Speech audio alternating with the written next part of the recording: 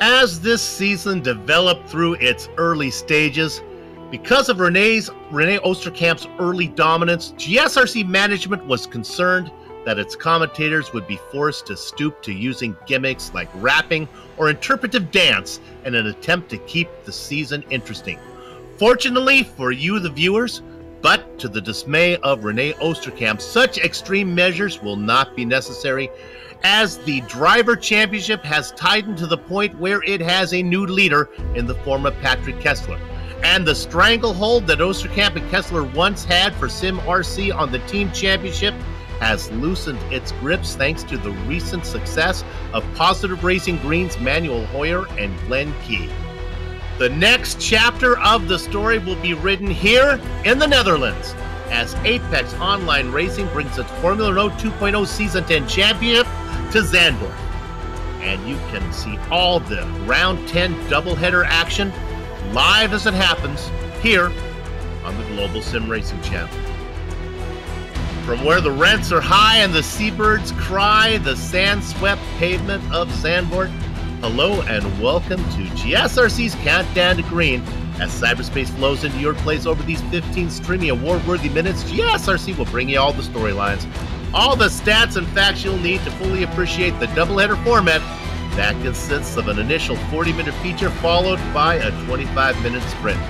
And everything between the a cappella feature grid engine singing to the sprint race victory donuts will immediately follow as we count down to green for the 9th round of the AOR Formula Renault 2.0 Season 10 Championship. And here to do all of that is yours truly, Bill Soupçon, joined way up in the press box to bring you our bird's eye view by the hardest working man at Sim Race Broadcasting, Joe Peak. In the director's chair, it's Sean Crackers Ambrose, armed with cameras, located, aimed, zoomed, and focused by GSRC's camera guru, Dougie Beard. Now, Joe, most drivers and their virtual kidneys are happy to have Bell Island in the rearview mirror, but Zandvoort presents its own set of challenges. Yeah, Zandvoort is thankfully not nearly as punishy or bumpy, but definitely just as technical, and much to the driver's dismay, just as hard to overtake.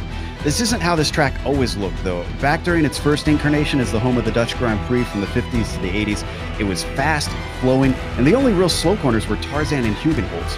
When it was eventually remodeled at the turn of the millennium, it gave us the 2.5-mile, 4-kilometer track you see here. This 13-turn layout peels off the old circuit around Marlborough, which is turn 7, and returns at Lyndijk, which is the final quarter. The biggest reason it's so hard to pass is because there's only 2 spots where you've got a long straight heading into a heavy braking zone. Everything else is either slow and twisting or very fast and twisting. But it's still got a lot of character from the old days that help it keep its unique flavor. A few of the turns are pretty steeply banked for a road course, and in the case of Hugenholtz, there's absolutely zero runoff, making it more like a street circuit. In fact, why don't we hop on board the GSRC Formula Renault for a lap to see all the variety you come across at this place.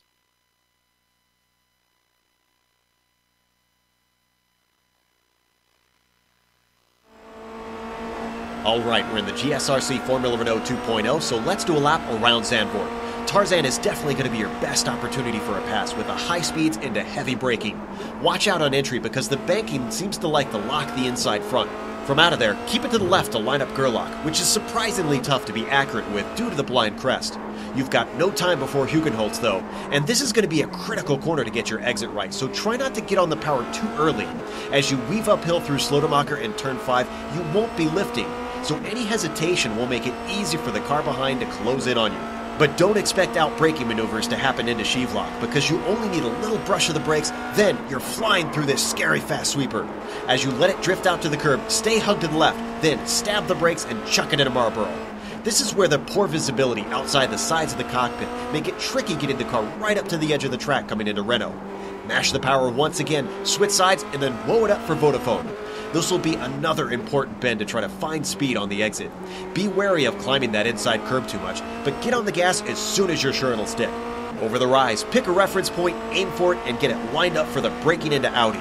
This is your next best place to try to pass, but going through this odd chicane hairpin hybrid too wide is ill-advised. Drivers can easily trip over each other through here. Up next is Kumho, and with the fact that you won't be lifting until the first corner, you better believe you want to carry your speed off of here. Use the banking and really get greedy on the inside curb. Then give a nice gentle arc down to the apex of Line Dyke, keep your foot planted, and drift it out onto the pit straight. Hopefully, you've kept it all together and have now finished a lap around Zandvoort.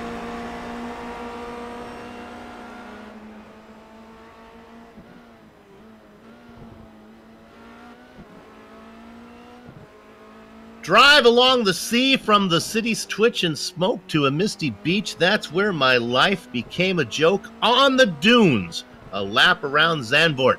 What isn't a joke is the best of day results from last time at Belle Island. Joe, how did all that add up? Well, as you can see, Manuel Hoyer came out on top. In fact, positive SimRacing Green didn't have too bad of a day in general. Stefan Herman, with his 2/3, obviously did very well himself, although hard to beat the first and the fourth that Hoyer managed to get. And then Phil Reed with his bad feature race, his win in the second race of the day, of course, helped him out a lot. Alexei Sorokin's consistency making him look very good. Same thing with Alex Sadler. The big thing there is that you might notice that neither of the SimRC drivers, Kessler or Osterkamp, are in the top 5. Well, they had an absolutely atrocious day, and you talked about that at the start of the broadcast, Bill, that it was just not a good day in general last week for them. No, certainly was. Belle Isle lived up to his reputation. Let's go now and take a look at the driver standings. And as I talk about this, keep in mind that Osterkamp and Hoyer at this time have not shown up. They could sneak in here. These standings take into account the 3 dropped events allowed for in the rules. As we look at the order that shows SimRC Patrick Kessler on top, to get a true understanding, it's important to juggle a few numbers in your head. First is the 33 by the droplet on Kessler's row. That is what GSRC likes to call pocket points. If Kessler's, it's his largest drop event result. So, if to save the virtual Netherlands from flooding, Kessler had to withdraw from this event so that he could stick his finger in a simulated dike somewhere, he could do so knowing that he would be awarded 33 points. Add those 33 points to the 13-point lead over his teammate Rene Osterkamp, and you get 46. Keep in mind that on the best of day chart that Joe just showed you, Manuel Hoyer's best of day results was 47. So, you know, though he's not really totally safe, he certainly is sitting comfortable. How about AOR Orange's Phil Reed? He's not out of the championship conversation, just 17 back with a pocket full of points if needed. PSR Green's Manuel Hoyer and Glenn Key take turns swapping that final position spot. With Hoyer not being here, looks like it'll probably be Glenn Key's turn next time around. And they sit behind Stefan Herman for SimRC Retro, who's in 4th. Let's go to the team championship. Moving now to that. Joe pointed out on the best of day charts, no SimRC driver, right? So the once cavernous distance between SimRC and the competition is now down to a very spannable 84 points. Key and Hoyer for PSR Green could catch the 2 SimRC guys on top. Phil Reed and Kerry Nolden are too far back, keeping the tradition alive that no team in the history of racing with the word orange in their name has ever won a championship.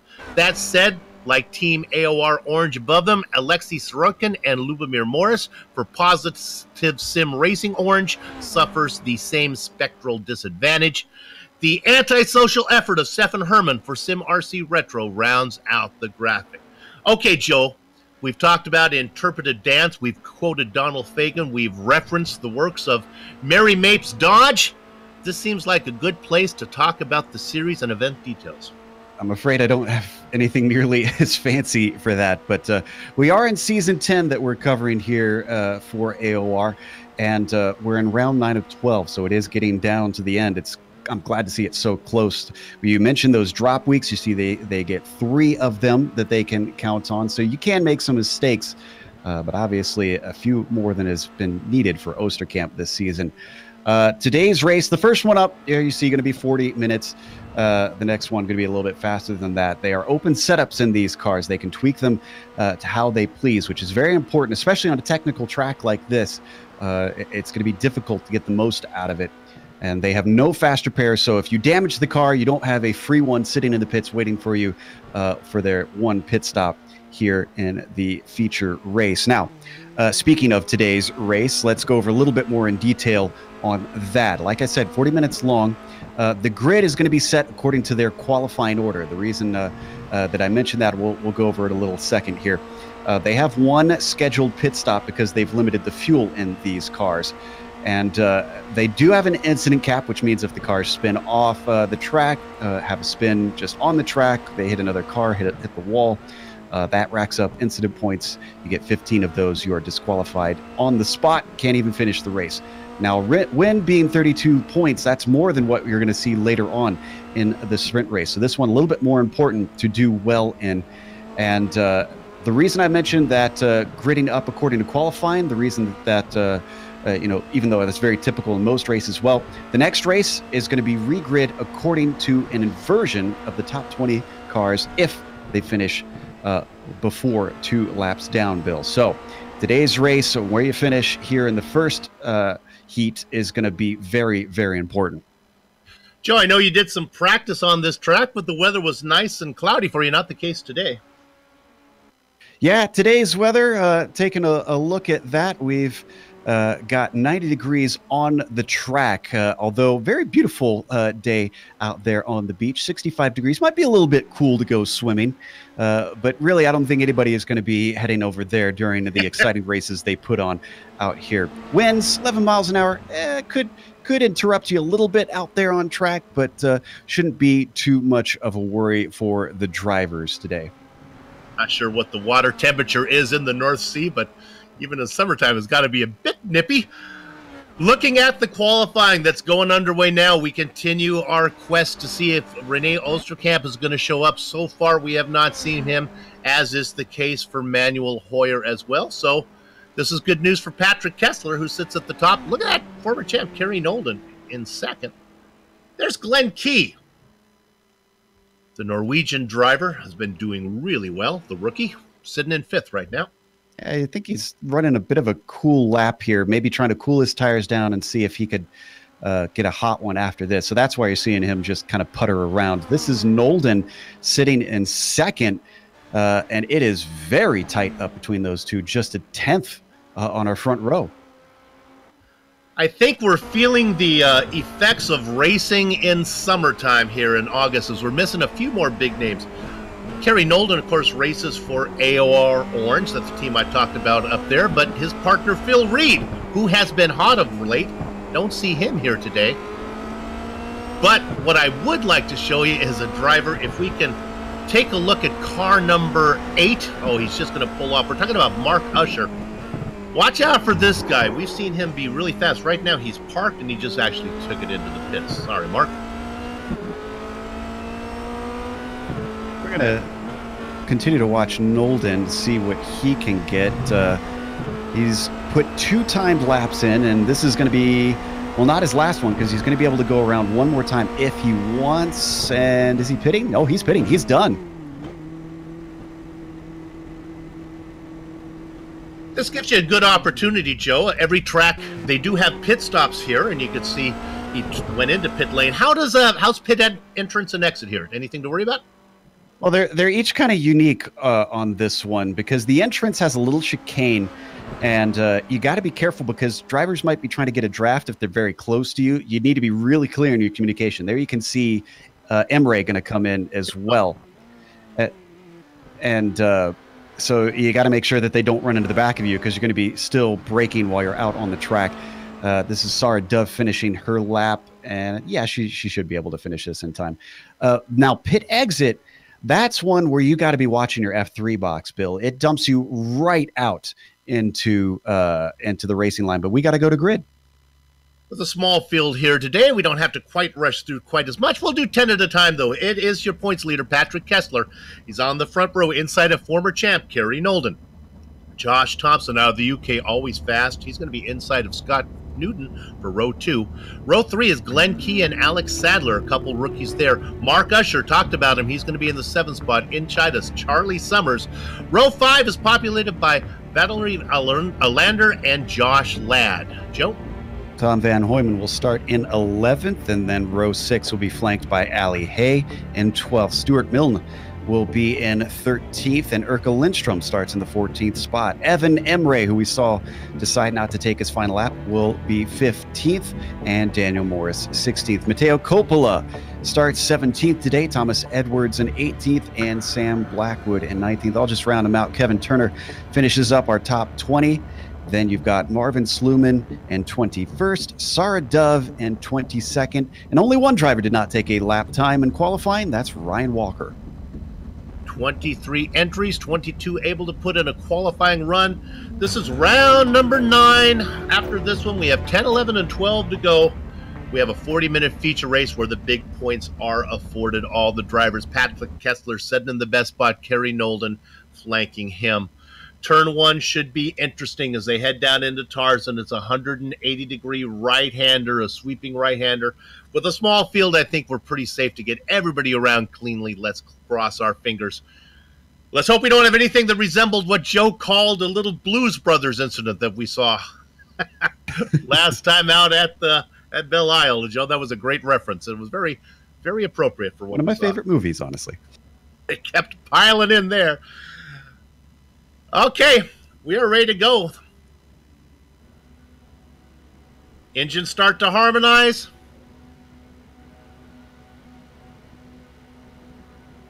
Gather up the chickens, take cover behind the cows. The horses are once again out of the barn. And leading the stampede down, it's Patrick Kessler. Nolden. In third, it's Thompson. On the outside working is Glenn Key. Cannot find a rounding out your top 5. Scott Newton. Everybody seems to make it through the first corner well.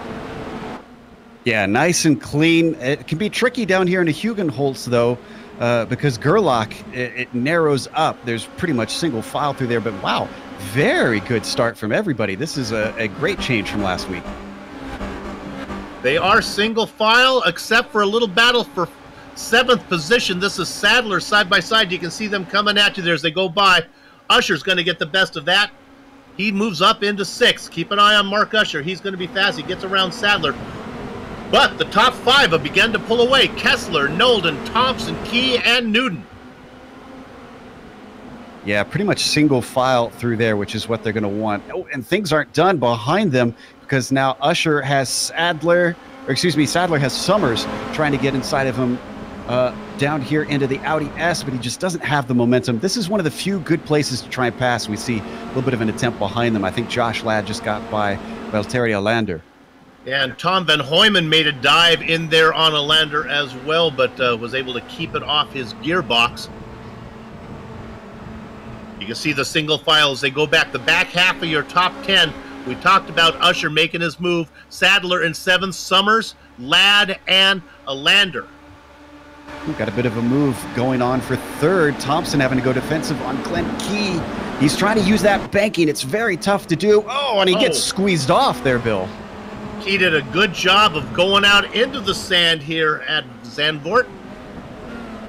That banking can try and... Oh, go ahead. Well, it avoided the contact, but really Key had nowhere to go but off into the beach. Yeah, pretty much. Great survival instincts there to just kind of lift and let out of it when he saw what was happening. But it's tougher than you'd think to use that banking to go the long way around.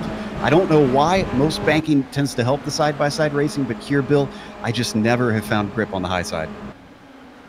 You know, we've emphasized the dunes and it being so sandy here, but honestly, the sand plays a factor, doesn't it, Joe? We can get on the track. It can, and they do take that kind of stuff into account here. With iRacing, the grip levels, with how it'll start. But they've been out here so long, Bill, at the practice and the rubber carrying over. I don't think it should be too much of an issue today. We can report Milne had an off, and Dove is up 4 spots. Let's go ahead and take a look at Little Bird back there. Up into 17th. She's already worked her way around Coppola and Milne. Well, Milne had that problem, Blackwood. Oh, and there's a spot issue right back there. That was Blackwood. Well, one of the Blackwoods. That was Sam. There's another one here today as well, I think. He was in a bit of a side-by-side battle with Stuart Milne down into the Audi S and just got on the power a little too quickly. It's surprisingly tough to get the car underneath you coming out of that chicane, Bill. I had a lot of trouble keeping the car from slipping out. We got an issue with Ladd on the front. He was on his lid. How did... Now, how did this happen? Yeah, there was a lot of action going on.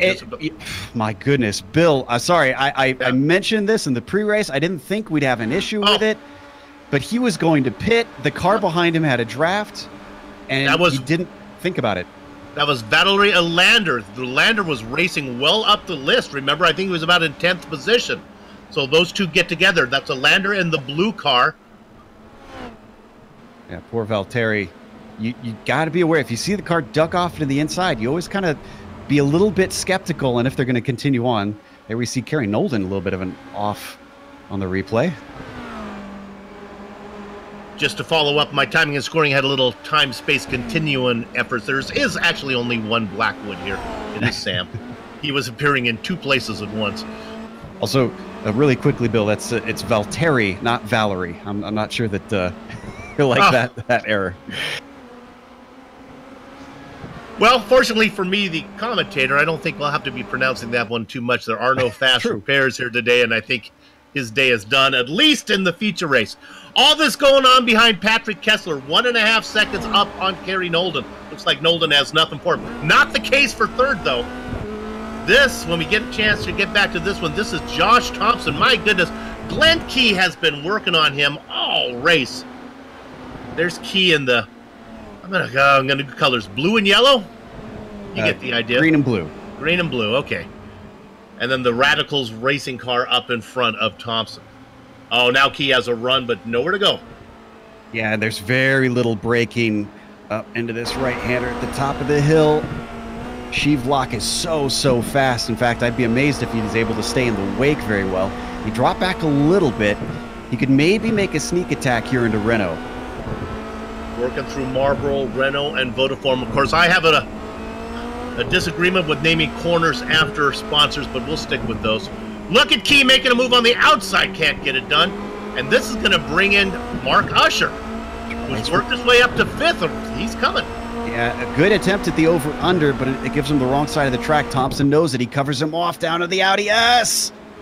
Ooh, this is a great defense from Josh for the podium, but look at how much it's stacking him up behind him. This is going to get a lot more tense soon because this is 5 drivers very close together on a track that's hard to pass, Bill. Yeah, Glenn Key continuing to try to go around the outside, and Thompson gives him just enough room, but not any more room than he needs. Now, here we go. Let's see if Key can get to... Nope, he's going to have to try to do it on the outside again. They race like Noah Ark, 2x2. Oh, and a little bit of bumping behind, but Sadler's able to hold off contact with Nolden. Up front, there's bumping. Now Key finally should be in the preferred position here if he can get... Nope, and he's going to lose it as they go into 3. Yeah, no, if you're on the left side on Gerlach, you're not in the prime position because you're just going to get squeezed off of there. He's going to have another go. Is he brave enough for Shevlock? No, he lifts again. This has got to start getting frustrating for Glenn Key, but he's got to keep his mind under it. It's Usher. Wow. Usher, very brave. Not often you see passes into Shevlock there. Oh, and another one. Another spot, and they make contact.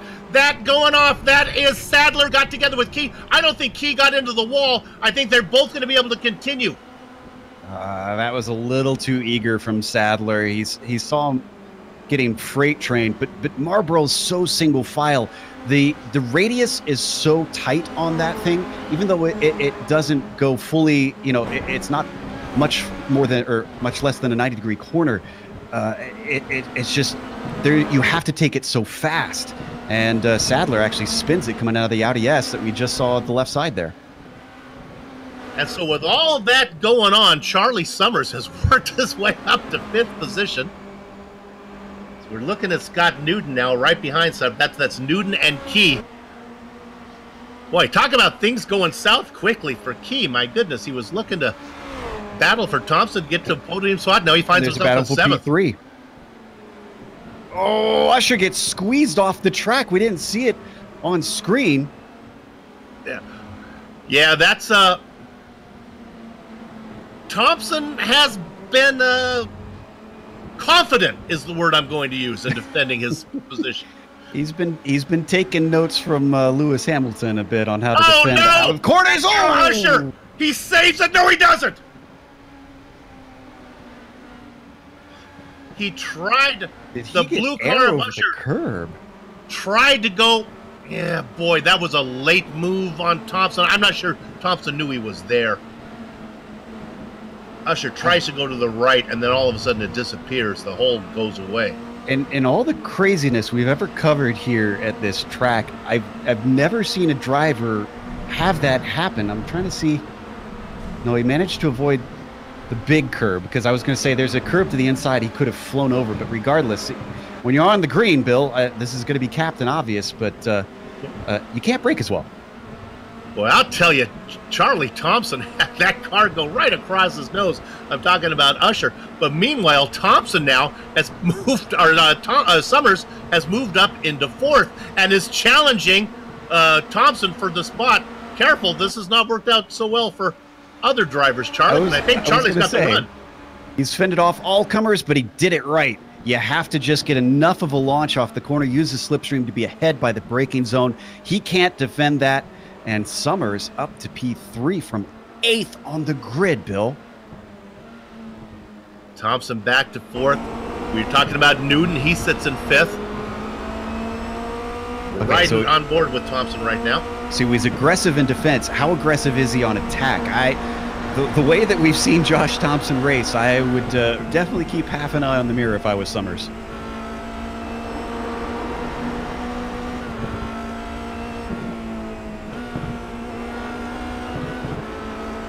Stay in line astern, though, for now, into the infield section. He's managed to keep him at arm's length. This is a good thing. Even though it's tough to pass, because he's been so aggressive on the defense, I really wouldn't want Summers, or Thompson, excuse me, too close to me, because I would think that he'd probably make a dive at any whiff of an opportunity. All this going behind our two leaders of Kessler and Nolden. Got a bit of a battle happening for 8th. Ali Hay and Urka Lindstrom going at it. Not a whole lot of attrition, but a lot of mistakes that we've seen so far, Bill. Yeah, absolutely. And you can see as we're looking at that battle right there, we ride off the tail. There's the pass to the inside. No defense from Urka. That was very polite of him. If I was Urka, I would have maybe tried to cover off the inside to keep him back. So, as he works his way through Hugenholtz, we've seen a few times drivers try and get a run up here, but only one successful pass this time for Lindstrom. Just not good enough off the corner. And that's really what's going to be key around here. So just making sure coming off the corner you get a good run, because there's a number of slow ones where it really counts to try and back up your entry and get a launch off of it. We're looking at Lindstrom, who's sitting in 9th. He's trying to catch Ali Hay. We know Hay from other series, this one, and of course he does a little racing in the Absolute Beginners, which is now switched over to the Formula Renault over there. They race on Sundays. We might want to go back to Sadler and Emre. This is a battle for 11th. Emre's leading, but Sadler looks a little bit stronger on the brakes. Wow, around the outside of the entry to the Audi S. That's bold stuff, Bill. Makes it, gets it done. And there you can see Sarah, who's really been climbing up. Yeah, Dove now into 13th. But the question is, can she stay there? We asked her about her consistency. Even she said herself that's something that she needs to work on. And right now she's got it. Only 27 minutes left to go, so a little more than half the race. Battle behind her, Edwards and Milne. Milne going to take a look on Edwards, but doesn't have anything for him into Gerlach. And actually, Edwards trying to catch up to Sarah here. And I think we might have a battle for that 13th spot pretty soon, depending on what Edwards has. He's still trying to shake Milne in the meantime. Nobody has made a pit stop yet of any relevance. The only stops that have happened are from attrition as we're looking there. And oh, they come together. Oh, Milne hits the Armco, and he gets almost gets tipped around again as he tries to come back to the course. Edwards and Milne keep going, but a lot of positions lost. Let's take a look at it again here, Bill. We talked about it. There was room to the inside that just kind of went away from her. You got to be towards the end of the race, in my opinion, to try and make a pass into Marlboro or be fully alongside the driver. When you just have a nose end, that's exactly what you see, because the other driver is going to try and turn in. Even if they give you space, there's a good risk that the driver to the outside could have to run off course.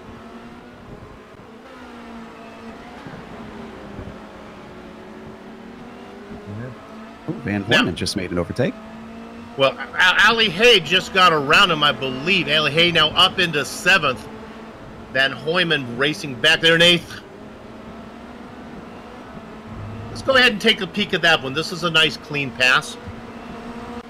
Didn't we see Hay pull this on Lindstrom just a bit ago? Yeah, he did. Hay's having a nice run. Look at this. Well, that's how easy it is when the driver in front of you doesn't take that defensive line. The farther up that Hay gets, though, because he's now up to 7th, I don't think he's going to get that kind of cooperation from guys like Key and Newton, which I don't think we covered it, but Newton actually, I think, made contact with the wall earlier on and lost some spots. Doing okay, though. He's only a second back of Thompson still. Racing in 5th. You can see there's Newton now right up ahead. Remember that Summers got around Thompson, but honestly has not been able to run away from him. Thompson doing a good job sticking back there. All this long behind the 2 leaders of Kessler and Nolden. Boy, what a way to turn this season around for Kessler. Yep. Osterkamp not showing up obviously helps him, but he's been making good on every opportunity. He's been finishing consistently. Kessler, if he keeps this streak of consistency up, I think the championship's going to be his. Yeah, he's in good position. We talked about the 33 points that he has saved up. Even if something bad does happen, he's in good position now. Boy, we're looking there. We're looking at Kessler. I'm telling you, Scott Newton in 5th is really working the car. He's getting loose. I'm going to give you an interval because I don't think it's going to be long. If we look at, as we're still looking at our leader there, now we have some pitters. Newton is 3.5 seconds up on Glenn Key, who's worked his way back up. Side-by-side action for 3rd. This is Summers. Into Marble. They actually managed to get through there 2 wide, Bill. Yeah, Thompson is really testing him. This is good news. Here comes Newton. He was back by about a second. Now he's only a half second back. Here comes Thompson, going to take another peek. This is not a bad 10, Joe. I've seen stuff get done into this little corner here. I have too. It's just, again, you need cooperation to make it work. The car likes to understeer off into the little sand trap off to the left. And the other thing is you can't cut the inside too tight. There's these big blocks of curbs that they've got, like a second curb essentially, to the inside of the main one, that if you hit it too hard, that car is just going to get launched. You saw Scott Newton pull off. He was in 5th. He was beginning to run up on the back of Summers and Thompson as they continued to battle. So maybe he thinks he can come in, run some clean laps. Of course, he's got to come out without traffic in front of him, and we'll see how he sorts out when the pit is done. Rules require they can put as much fuel to get to the end. The rules require they come in and change either 2 fronts or 2 backs, 2 rears. And he comes out right ahead of Walker. This is good news. He's got a little bit of traffic. Marvin Sluman ahead of him. He is the leader of all the cars who've pitted, racing in 15th. Getting back up the hill. Looking through to see if we've got any other battles happening in the field. They're starting to spread out a bit, Bill, which I'm sure some drivers will be happy for. Our hard charger, we talked about her, Sarah Dove. Started in 22nd, racing in 12th. Now, with this battle we're looking at right here, well, there's Sarah. Yeah, some of we saw in 13th before, but some of that was gained by cars pitting. Obviously, Newton and Walker behind her now because they've already taken their stops and Sarah has not. She's got 4 seconds up to Emre. Let's drop back to 14th because this is interesting. This is Marvin Sluman, who has yet to pit. But here is Scott Newton, who was racing in 5th when he came in. He wants to make quick work of Sluman because he's racing right now. He's racing Glenn Key and Josh Thompson, or Summers and Key, who are on the other side of the track. And Thompson actually pitted. So okay. Newton's on the main straight right now. Let's see if he can get him. Thompson's moving. I don't think he has enough speed. I think he's going to get him. Yes. Not only does he get Thompson, he also gets Sluman. So this is great news. Great news for Newton. He not only does the undercut, but he puts a cushion between him and his biggest rival, Josh Thompson, and that is Marvin Sluman. Yeah, this is critical moments for Thompson. Now is when he almost loses the rear coming out of Hugenholtz. This is now the time to be aggressive for Josh because you can already see the gap that is building up to Newton because he's behind Sluman. And he disposes of him in sheep lock. In this report, we don't need to go there. The Blackwood had a spin a little while ago back in turn 10. He's had an eventful day. Our leaders are still Kessler, Nolden, and Summers. Coppola is holding up Newton a little bit here. And we'll stay on this one because this is good news for Summers. Right now, Summers is racing in 3rd. He's all by himself out there. He can put in hot laps, and he doesn't have Thompson pestering him.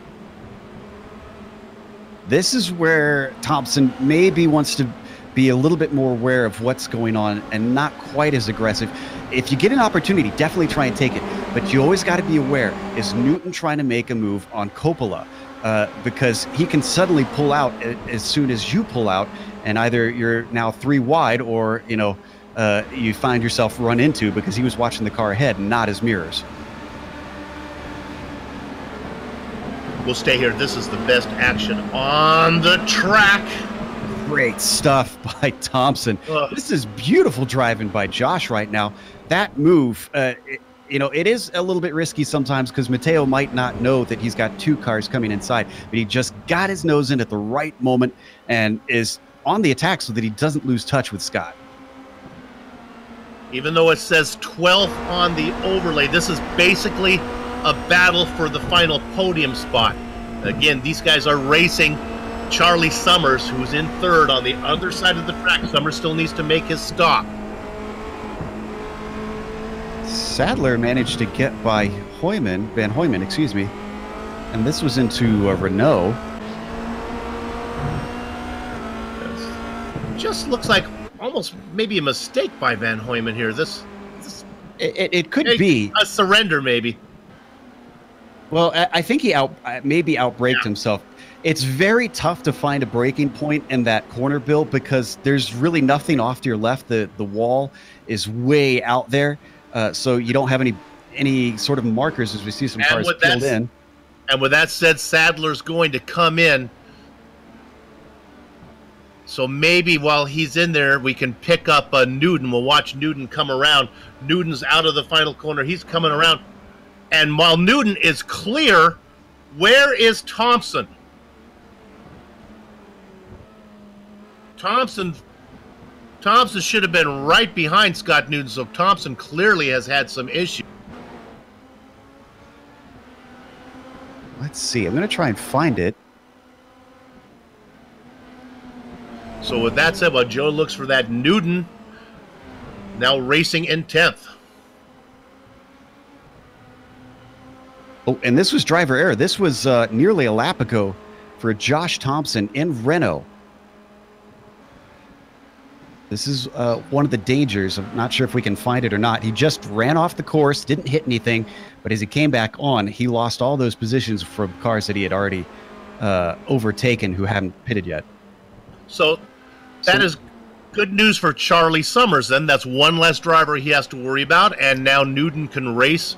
He's got clear track ahead. Well, I said clear track ahead of him. Newton has Marvin Sluman. What happened there, Bill, is there's a slight curve just out of Marlboro. And when you run it right up to the edge of the track, if you do put your wheels into the grass, it's like a magnet. Your car just immediately whoop, goes the rest of the way off the track because there's a curve there. Whereas usually, you know, you would maybe get a bit of a slide or something if you put it off. Your car just wants to straight line. But with Summers in, let's go ahead and find Newton right now. Summers begins to roll. Here comes Newton. This is going to be close. He got him. What a race Newton has been running today. Despite his error early on, he's recovered very well.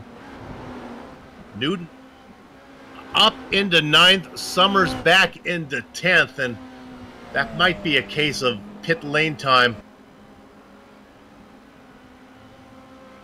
Look at the stop there. Summer was in there for 29 seconds, cone to cone, compared to 24 for Newton. Yeah, and that was all in the stall effectively because it was a 12 seconds stopped for Summers and 6 seconds stop for Newton.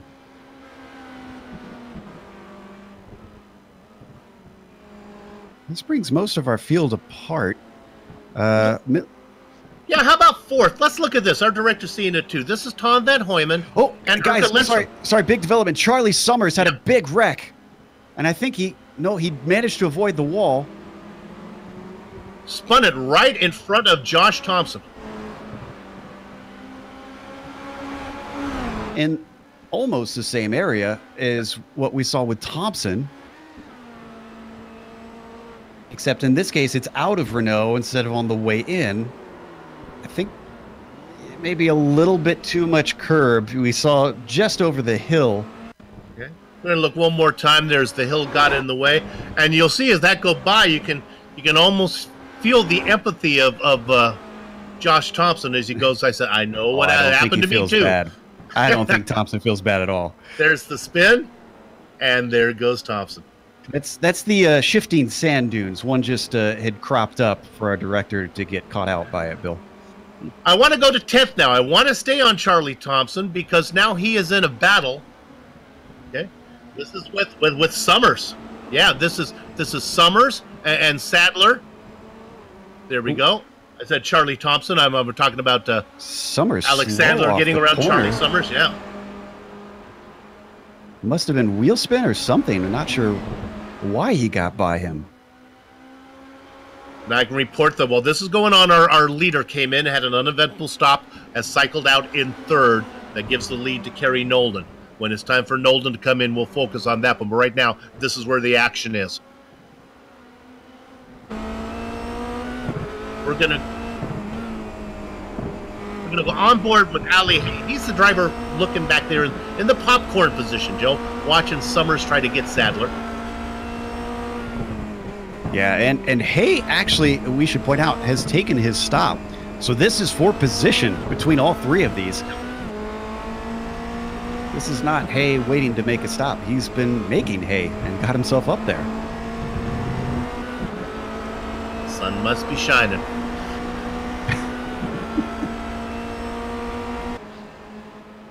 I can't do anything right now. And all of this, you know, with these two, both Summers and Thompson, well, I guess Thompson isn't in this battle, but they've been making mistakes out there. But Newton hasn't, other than his early one. And I think that's what's making the difference with our front runners, is keep it pointed forward, keep it on the track, and keep that pace up. Honestly, Newton's got a shot at jumping Glenn Key, maybe finding himself in a podium spot here. Nolden is our leader. Nolden still needs to come in, and Kessler's already racing in 3rd, and he's got to stop out of the way. The interesting interval is going to be between Key and Newton. Duck into the inside. Sadler has to go. Or excuse me, Summers has to go at Sadler. It's going to switch back to the second hairpin. He's going to get another go at it. He's got a great slipstream, Bill. I expect him to make a dive to the inside. There he goes. Here it is. And here's this. Oh, he's going to back out. Brave enough on the brakes. Now, if he just stays along here, gets a good run through 12, and then a great run out of Lion Dyke, he can make a shot down into Tarzan. Here's 12. One more corner. The sweeping right-hander.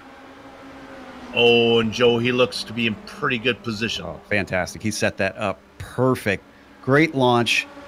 Isn't even fended off.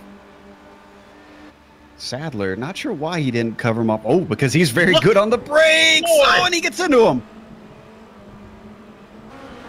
That was a little... Yeah. I'm not sure if that was intentional, but it kept Sadler back. Sadler really strong, and see Sadler with this braking ability should be able to take it in there deep and make a run. Look at the run he has here. Yeah, I don't blame him for not trying in sheave-lock. Now they come through what I like to call Kim, Courtney, and Chloe here, the Kardashian twins, or triplets, 7, 8, and 9. And look how Hay has been able to get up on the back of him with all the fighting going on. Yeah, if they keep this up, I think Hay might get a couple more positions. One thing I don't like about this remake, though, of the track is that Renault and Vodafone, not because of the names, just if you have to resort to back-to-back hairpins in a track design, there's something wrong. Yeah. Glen Key is in. We think that Newton is going to comfortably blow by Key, almost 4 or 5 seconds. In fact, here comes Newton by him right now. Key is still in his box. The question is, how's Key's going to relate to the guys that are coming up a little farther back? Key's out. He starts to roll. Now, here comes the guys we were looking at. Very tight. Sadler, Summers, and these guys. Wow. You know what? I honestly think that battling back and forth between Sadler and Summers cost them that position. Just 3 or 4 tenths up the road, and they would have had that.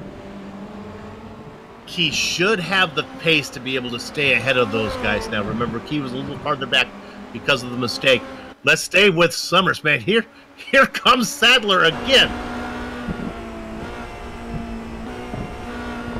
Summers could be the best friend for Glen Key right now, because I think if Sadler can get around Summers, he might have the pace to get up to Key. Yeah, it seems like he's holding him up, but this has been a pretty good defense from Charlie right now. I'm sure that Sadler will debate that with the contact they made in Tarzan. Our leader is in, Kerry Nolden. Now, we expect him to get out comfortably in second. Kessler goes by without a problem. Nolden in his spot. The guy we're really looking for is Scott Newton, if he has any chance to get there, and Newton just getting into Lion Dyke now. So, as expected, Nolden comes out safely in second. What we've been watching that I kind of want to see where she comes out. The 177, Sarah Dove has pitted, and she was all the way up to 4th before she came in, and she was making progress before, so I'm kind of curious where this will all shake out for her. She was, I think, about 12th before the people started to make their stops. 13th is where she's going to settle in. And she's going to pick up a couple spots. I think she's probably going to be able to get Daniel Morris, who's the last car to make a stop, racing in 3rd. So I think she's going to come back out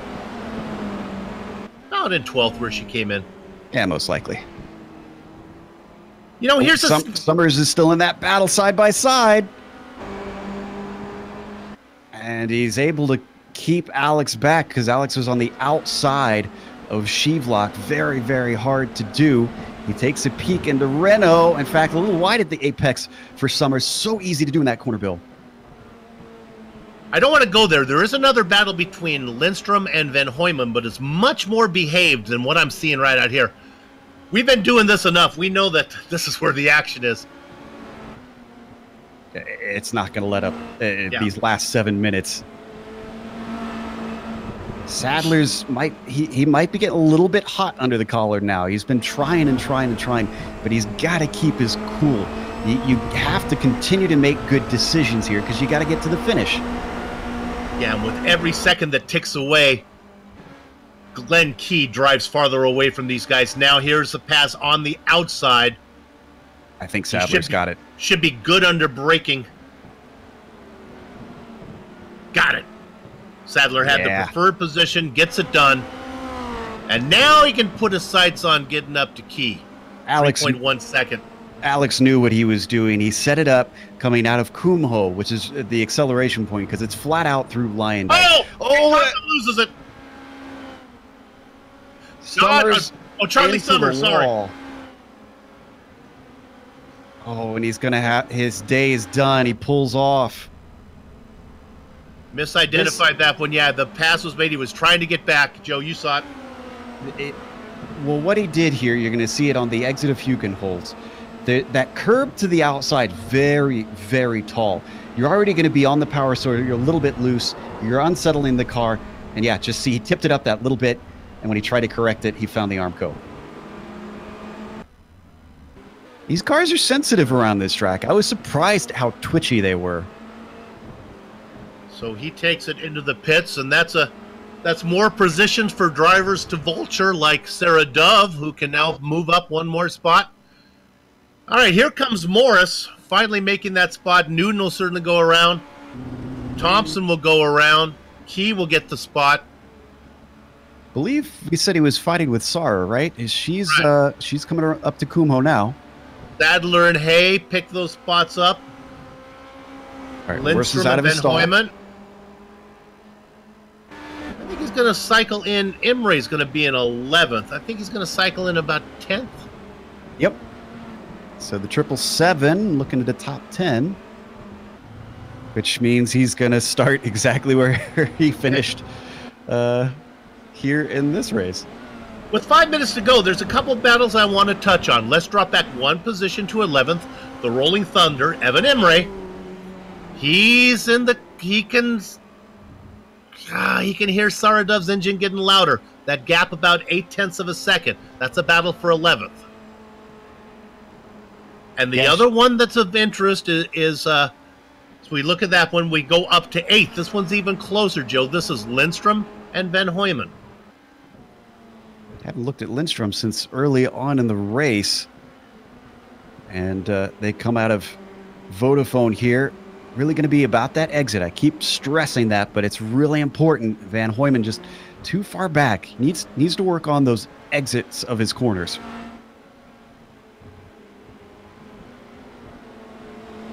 And not that far back is, I think he's going to be able to get in that mix as well as Daniel Morris. Indeed. And the red and white car that you see in the background, that's a lapped car. So that's Sam Blackwood. He's not involved in this. He's going to stay out of it.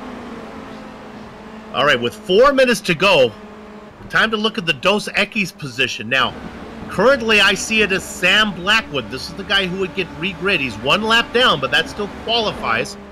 He's got up into 19th now. Why 19th?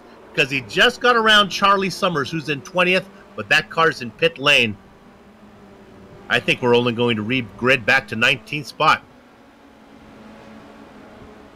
Yeah, judging by what we're seeing, not a huge field that has shown up today.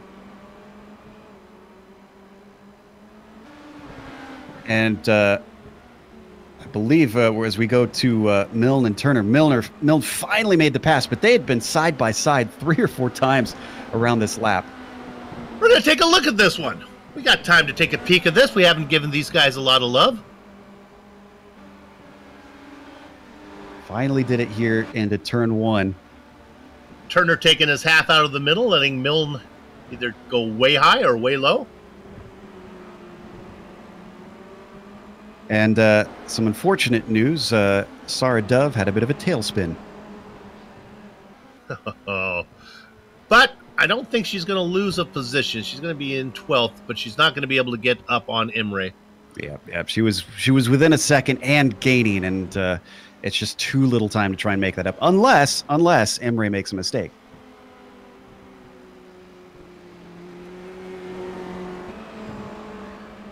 And here's this very friendly battle between Lindstrom and Van Hooyman. They just putting in the miles right now. Yeah, Lindstrom doing a good job keeping him at arm's length. He's not giving him any opportunity, just running smooth laps and not allowing Van Hooyman to really get close enough to make an attack, which is what you got to do to try and keep yourself safe here. It's mind the gap. I believe we have a pair of teammates racing there in 8th and 9th. Under 2 minutes of racing to go. Lap time's about 1:31. This has all been the Swiss driver Patrick Kessler. It has been his race. Our contract calls for a little bit of camera time to be put on the leader as he comes around. I think he should be getting the white flag lap here with a minute 20 to go. Yeah, this has been pretty flawless for the number 28, really capitalizing since his main championship rival isn't here today. This is exactly what he needed to do. Just have a calm race, not risk the car, and take home maximum points. By the way, those contracts, Bill, can we get negotiations to get us some snacks in the booth, maybe? That would be good. Oh, Stuart Milne, remember we talked about him. He just made that pass. Well, he's put it in the wall here on the last lap. He's going to lose a few spots. Meanwhile, Kessler working his way through the Kardashian section of the race course. With 3 races left to go, I don't know if you can call this the final nail in the coffin of the championship, but certainly the box is being built. Without Oosterkamp here, this is going to be a big gain in the points.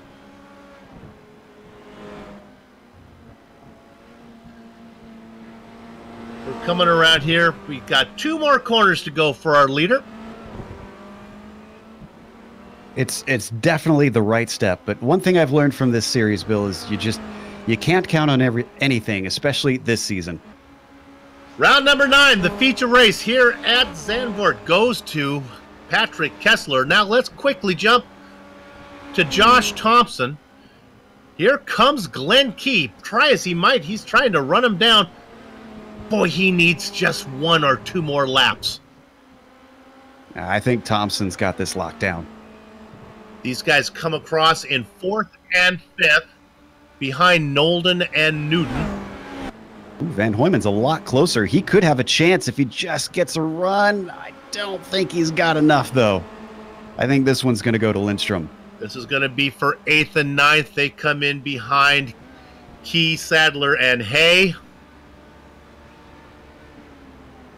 A quiet finish for Daniel Morris in the top 10. Oh, and Sluman and Coppola in a battle, and I think Coppola just got it away from Sluman.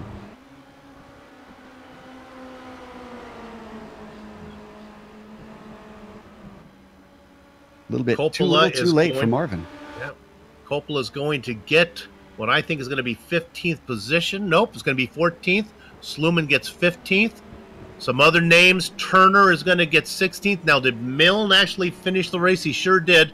Take a quick look at Stuart Milne right now. This is what your car looks like when you crash it on the last lap. This is your car on drugs? Yeah, that's it. And we can safely report that Sam Blackwood finishes 1 lap down in 19th. But Charlie Summers is 3 laps down in 20th. He will not get regrid. So, Sam, if you've got the intestinal fortitude, you'll be sitting on the pole for the sprint race. The racing is over here for the feature, but our broadcast is. And we're going to take a short break because the best time on any doubleheader is that break in between. Perfect blend of the post-race high and the pre-race jitters. We'll be back to run down the entire finishing order, talk to some of the drivers before we get all of our ducks in the row for the sprint race coming up shortly. Don't go far.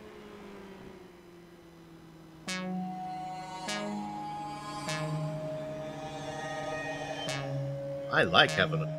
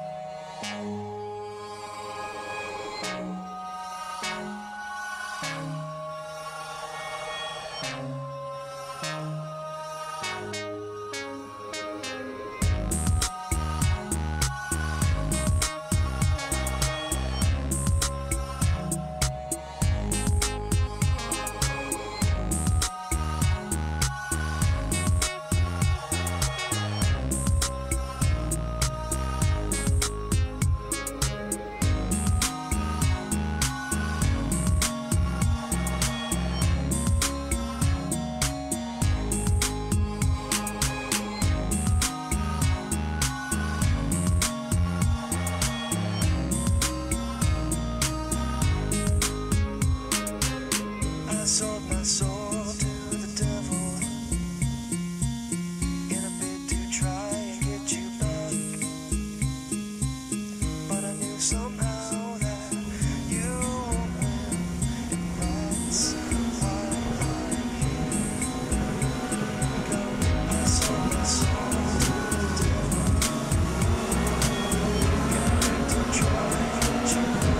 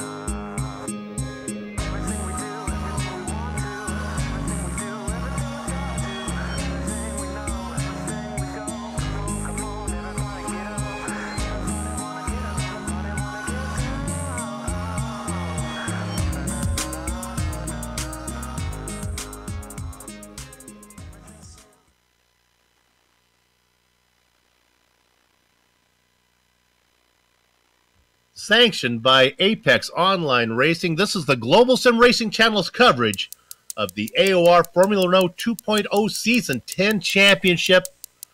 Round number 9 from Zandvoort. And the feature race is in the books. Let's run down the finishing order now.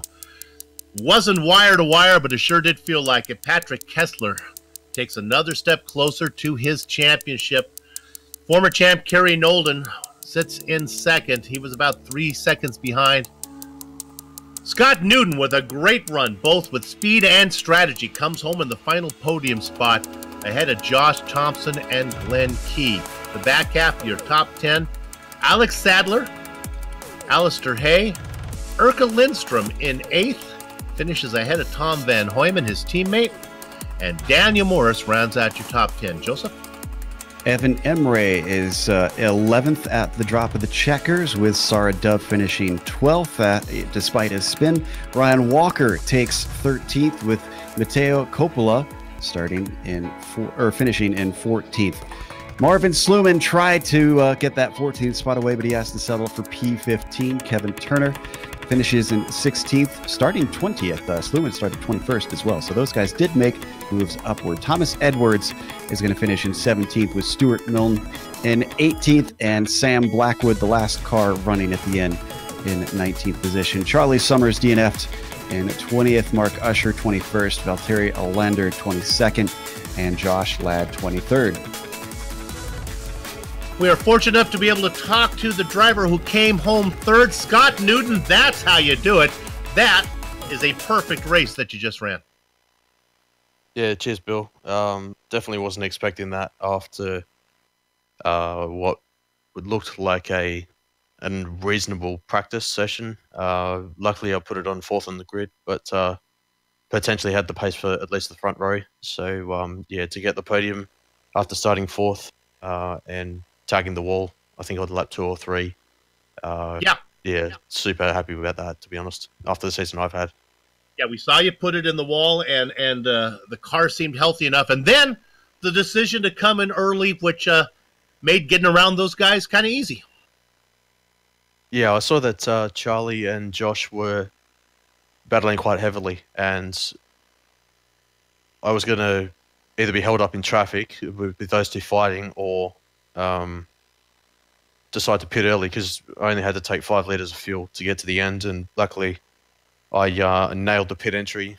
I saw that on the timing that I was one of, if not the fastest on the pit lane, so that only ensured that I managed to jump Josh after the the pit stop, and then I saw that Charlie had an issue as well afterwards. So that pretty much cemented third for me throughout the race. You got to be feeling pretty confident with the pace and this track that you should be able to get a good result in the sprint, despite having to start so far back. Let's hope so. Yeah, after last week's after last week's I know where you're going. blockage. Yeah, I got caught up in that. So thankfully the track is a little bit wider, and I'm able to navigate through that. So typically Zandvoort's a track that I dislike quite heavily. So to get a good result early is pretty much icing on the cake. To be fair, if I get a good result in the other sprint, is the cherry on top. So looking forward to it. All right, let's see on the best of day chart for next round here if you can put in a good finish here in the sprint. Good luck to you. Yeah, no worries. Cheers for that, Bill. Scott Newton coming home third in the feature, looking to follow that up in the sprint, Joe. We also have Sarah Dove ready to talk to us, getting 12th place. And Sarah had a bit of a spin at the end, but you managed to not lose any positions with that. Are you happy with that 12th, considering how far down you qualified? Yeah. I mean, I'd have liked top 10, but I hardly had any practice and only did a crap lap in the qualifying, and then just kind of put my head down. I overtook 3 people into turn 1 on the first lap, and then another couple of people around the outside of turn 1, so I was pretty happy with that. I think it was Emre you were chasing down at the end. If you hadn't had that spin, do you think you had something for him to try and make an overtake? Yeah. I'd have got him easy. Confidence, I like that. We've got the sprint race coming up. That means you're going to be starting, I think, either 7th or 8th, somewhere around there. What do you think your chances are for a finish? I'm hoping to stay in the top 10. All right. Well, we look forward to watching that, and best of luck. Thank you. Bill?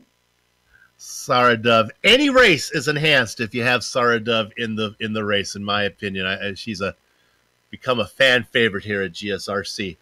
Okay, what we're going to do right now is take another short break while they get their session up and going. We have a lot of excitement. You guys who are veterans of the AOR event, you know how exciting these sprint races can be. If you're new and you haven't seen one of these, you do not want to miss what's coming up, because it is 20 minutes of some of the most exciting racing you're going to see. We'll take a short break. We'll be back in just a few. Don't go far.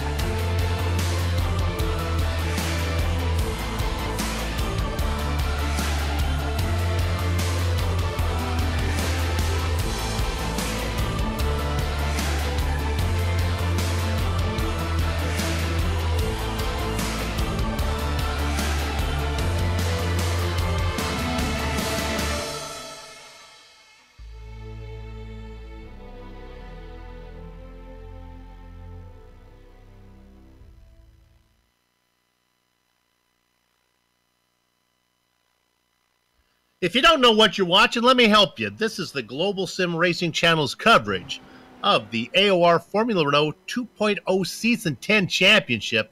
It's round 9 from Zandvoort. Now here's the deal. This is a doubleheader.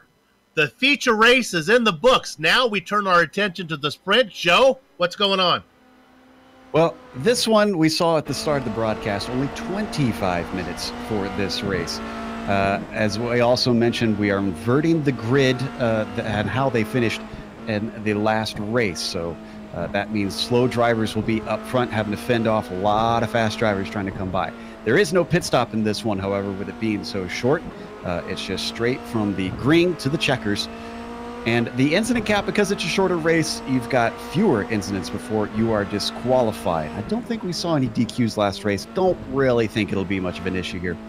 The win on this one, though, it isn't worth as much, but we've shown in the points championship that those 20 points are still very valuable, and consistency in general, being able to recover. You don't have to win necessarily, just recover up to high spots from that regrid will get you far along in the championship, and only 1 point down to 16th. Bill? And Sam Blackwood is out there right now. He finished 19th in the feature race. Only 1 lap down. If you finish 2 laps down, you don't get the regrid bonus, but he was only 1 lap down. So, he's a rookie. He is scheduled to start on the pole, and we're all pulling that he has the courage to go out there and give it a run and fight that position and hold on and see what he can do. Yeah, and we might see some overeager moves. Now, we've talked a lot about the incident that we saw last time, Bill. It's still very possible. The first part of this track can be a little narrow. And in fact, we saw Tuesday series when the GTE cars were here. Our 2 leaders came together out of the exit of Tarzan and took one of our championship contenders out on the very first lap. And now you've got, all kinds of craziness to throw into that mix. It's not unheard of that we might still get an unruly mess. When we go through the grid of the feature race, we call the finishing order. I'm always looking for the big names that finish in the regrid position somewhere down at the bottom there, and there really weren't. Big names like Mark Usher and Charlie Summers were not eligible, so they're going to start 20th or back. Maybe the driver to keep an eye on if I were a betting man, and I've tried not to be anymore. And that would maybe Alex Sadler might be a guy that, if you have the phone number, give a call. And again, remember we mentioned that it's open setup in this series. And some of the drivers already talking about saying that they think they might be taking some wing off on this one. And the reason for that is again, you want to be fast in a straight line here and try to make some overtakes. And it's a lot easier to do that on the straightaways than it is through the corners. So obviously trim it out, give yourself some top speed, see what it gets you, and mainly just stay out of trouble. And I wonder if the setup something I've never thought about, if the setup that you would prefer might be based on your starting position. If you're a driver up front and you think you want to defend, you probably want to be faster through the technical sections and maybe not have to worry so much straight line speed. But if you're a guy who needs to pick up positions, you might want to be fast down the straight where it's easier to make those passes. So yeah, it's what I'd call the Red Bull effect, Bill. When you're out in front, you want all that downforce because you can be faster overall. But when you're in the mid-pack, you have to set the car up so that not only is it fast a straight line, but that it can handle driving in dirty air pretty well. I guess you could call it the Mercedes effect now, because they have to deal with that. Well, there is no qualifying going on. It's practice, and that's just about done. Looks like we have almost everybody, if not all the drivers, able to re-sign back in. So I think we're going to have a full field of about 23 here. Let's go ahead through your grid right now as soon as iRacing populates it. Sam Blackwood up on front. He's going to be inside of Stuart Milne. Thomas Edward and Kevin Turner make up row 2. Marvin Sluman, Matteo Coppola, row 3. Ryan Walker, Sarah Dove, going to be back in 8th position. 9th and 10th, the Rolling Thunder, Evan Emre inside of Daniel Morris. Joe? Then as we get back to the next row, Tom Van Hoyman starting in 11th, Urko Lindstrom in 12th. Ali Hay will be P13 with Alex Sadler in 14th. Glenn Key starts in 15th today with Josh Thompson next to him in 16th. Scott Newton 17th and Kerry Nolden 18th. Patrick Kessler will start on the inside of row 10 and 19th with Charlie Summers in 20th. And then the last couple cars, Usher 21st, Valtteri Olander 22nd, and Josh Ladd 12th. The big names, Sadler, Key, Thompson, they go 14th, 15th, and 16th. Gather up the chickens, take cover behind the cows. The horses are out of the barn, and Sam Blackwell did indeed get out there on the pole, but he's going to lose that to Stuart Milne. No, Blackwell fighting back on the outside. Milne and Blackwood continue to work. He's got the inside. Oh, wow. Brave stuff from Blackwood around the outside of Gerlach. And that's going to give him the top spot back. He is here to race. He is not going to lay down. There were some problems farther back in the pack. It looked like it was Kerry Nolden who got involved in it. We're going to bookmark that one, come back to it when we have time.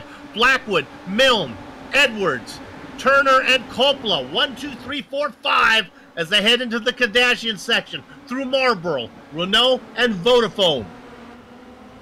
With a teammate battle between Sluman and Walker, as you see Walker head to the inside of a Renault, but it's going to switch back around.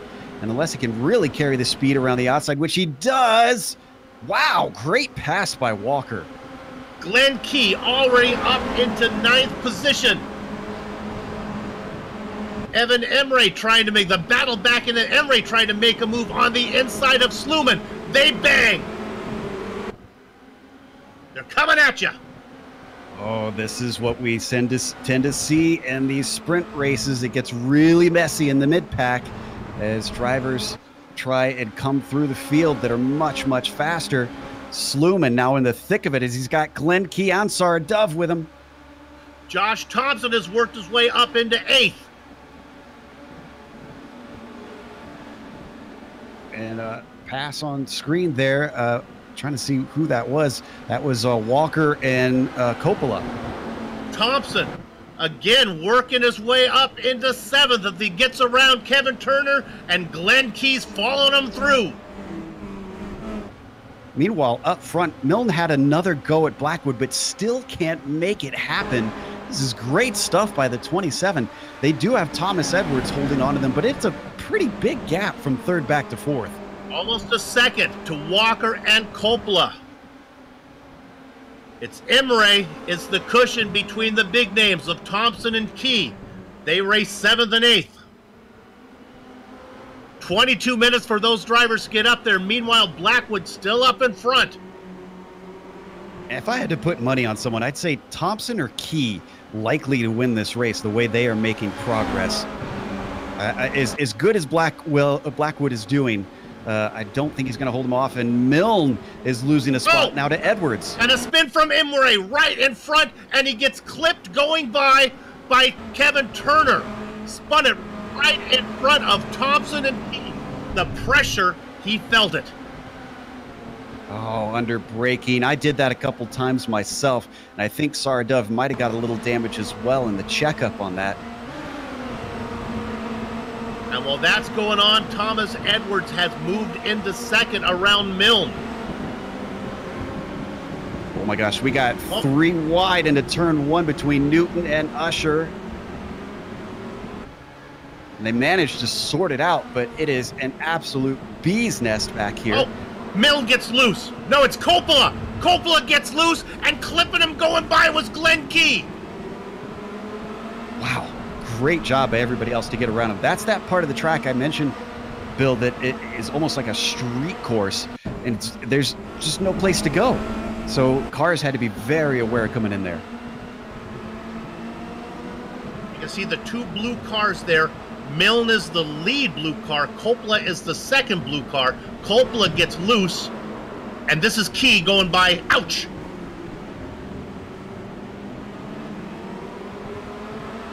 Looks like Dove may have got a bit of that one as well. Yeah, so with Key having trouble, Joe, that's one less car that Blackwood has to worry about. But Key's staying up with Thompson here. There is. How much that damage did to him, I'm not entirely sure. Now he's starting to drop off of Thompson a little bit, so now it's affecting him. Blackwood, Edwards, Walker, and Milne, your top 4. We might have a pass for the lead right now. Here comes, oh my goodness, they made contact. That was Edwards going to the inside. His left front got into the right rear of Blackwood. Just timed it wrong. If you're going to pull it close like that, you got to be very aware of where the front of your car is. And Edwards backs off a little bit, doesn't try and send it into the first corner. So he's going to have another go. It doesn't look like it damaged him too much. The car actually did raise up, though, from the tire-to-tire contact. But they race in order. 2.3 seconds from Milne back to Thompson. Thompson has left Key behind, and here's another big name. Let's go to 6th. Hello, it's Mark Usher. Remember him from the first race, the feature race? He was fast, he ran into trouble. He started in 21st. And remember how I mentioned staying out of trouble? Oh, and Sarah Dove, I think, just got turned around, and there's a big wreck. Van Hoyman involved in it. Charlie Summers got involved in it. Van Hoyman got into the back of Dove. Yeah, this and was then into Renault. Go ahead. And then that's Charlie Summer trying to go around the outside. Dove blinking there, I believe. Okay. Okay. It's Morris. We're not on replay, unfortunately, here, but... Okay, we're not going to get that replay, but those 3 cars having an issue. So what I was trying to talk about before that accident happened is that I talked about Kessler needing to stay out of trouble to try and just getting those points. Well, he was one of those ones involved in the big wreck, and it sounds like he got something going on for second. Josh Thompson just got around Edwards. Now coming with him is Usher. Newton is there as well. Walker and Key. I think Usher's going to get Edwards. He does. Just around the outside. We didn't quite catch it on screen. I can report that Milne had a crash while he was racing up front, so that's why he's not in there anymore. And there you saw a flash. That was Edwards, the teammate to Newton, letting Newton by. So that brings Newton up into 4th. 2 seconds between Thompson and Blackwood, and he's got 17 minutes left. I think this is going to be a very hard ask for Sam to keep Josh back. Yeah, especially with Milne out of the picture now. He's lost all of his cushion. So here comes Thompson. The real question is, what can Thompson and Usher, what can Usher do with Thompson? I think Thompson's got the legs on him, to be honest. I'm not sure that the number 8 really has the pace to try and challenge Josh. And we talked about maybe best today possibilities. Scott Newton back and forth. Glenn Key, we talked about the damage that he got getting into that mess. He's continuing to drop just spot after spot. Ladd's gotten by. Valtteri Alander's gotten by. Yeah. I think he's just trying to limp this thing to the finish. Only pace down to 16th.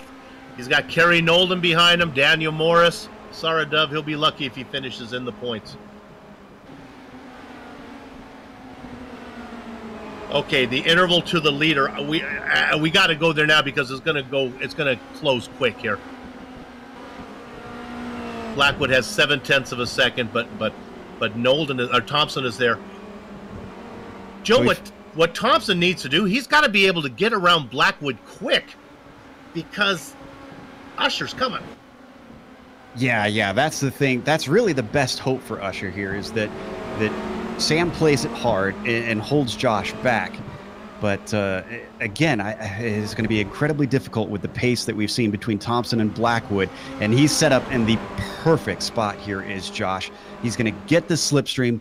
No matter which side he goes on, this could look easy.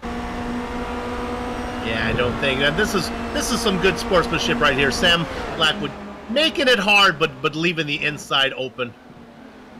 Gonna drive it hard around the outside. Ooh. Oh my! Look at this, Sammy! Sammy, baby! Oh, and he's off track. Keep it together. Watch out. Oh! Nolden gets by, or as Usher gets by, the car rolls across the track. Ryan Walker gets by. I worried about that when he went side by side. I told you Gerlach is single file. Sammy gave it all he could.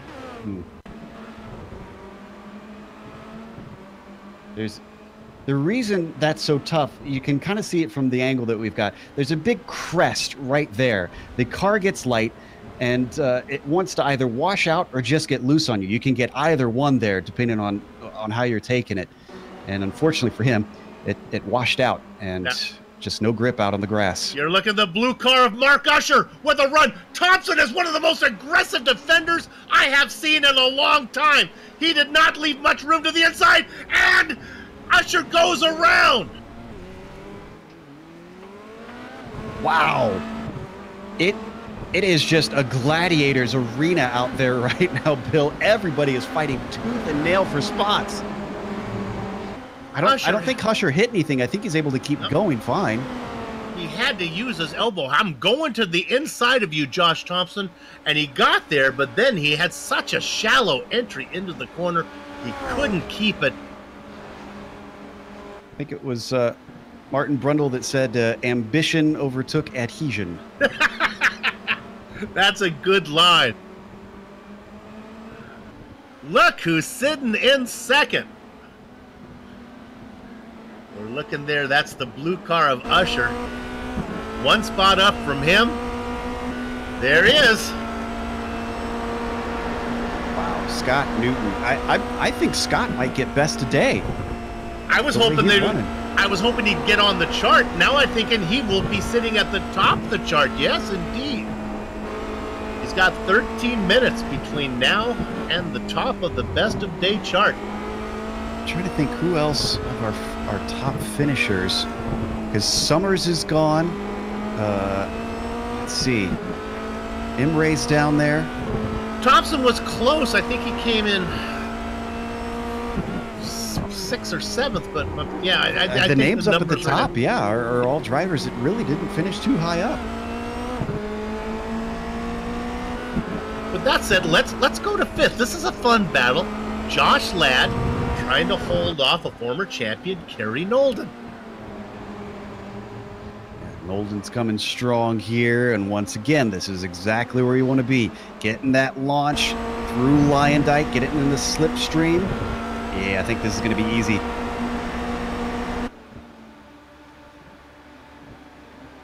And there's one more spot for Nolden. Racing without his partner Phil Reed here today, but scoring points for AOR Orange. He's got more cars up ahead of him. He could still get some additional spots. Ryan Walker and Mark Usher, interesting, because of his mistake, has fallen back a little bit here. So it's not off the cards to get on the podium.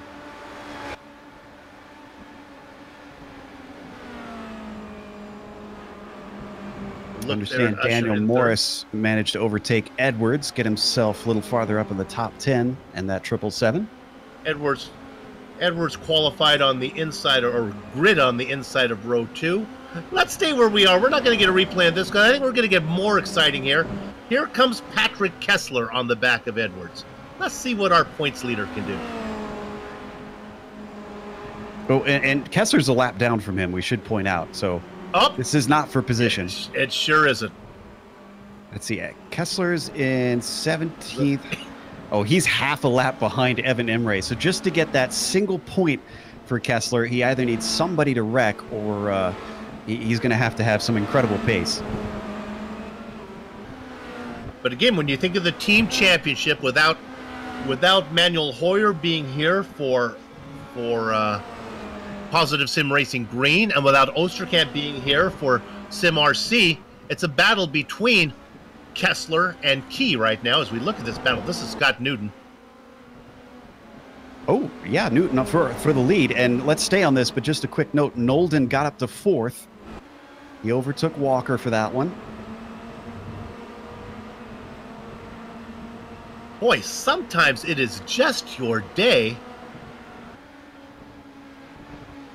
You must have had a good night's sleep, had a good meal, because Scott Newton, he's on fire.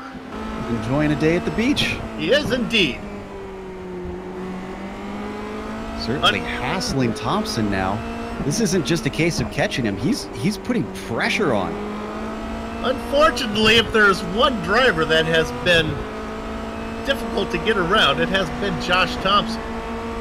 Is there any damage on Thompson? Usually his pace is a little bit better than this. I'm trying to remember if he clipped anyone on his way through. Taking a look here.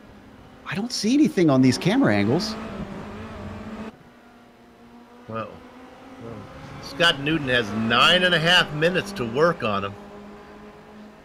Usually we jump around a lot on these sprint races, but this gives us an opportunity to catch our breath. And how about we just watch a little one-on-one racing between Josh Thompson and Scott Newton? Yeah, I mean, you can't do much more important than a battle for the lead.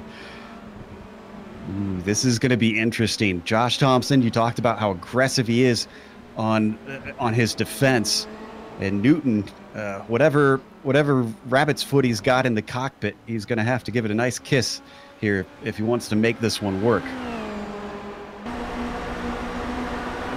Boy, he certainly does have good pace there. Thompson gridded 16th, Newton 17th. They race 1 and 2, so they basically follow each other through the field, although they were separated by more than this for most of the time. Look at this. And here's the other thing, Bill. They need to be wary of how close they fight, too, because Newton is racing from Australia and Thompson racing from the UK. So these guys, netcode is a thing in this, and you can't discount it if you start to fight hard. If I was Scott Newton, I might be coming over the mic right now and reminding Josh Thompson about that point, because I think this is where Newton is going to want to make the pass right here, and this is where Thompson has been very aggressive. He's closer this time than he was last time, too. This is going to be his best opportunity yet. There's the late move. Now, don't make 2 of them there, Josh, just the one. Just not quite close enough. If he is about a car length closer, he could get the opportunity.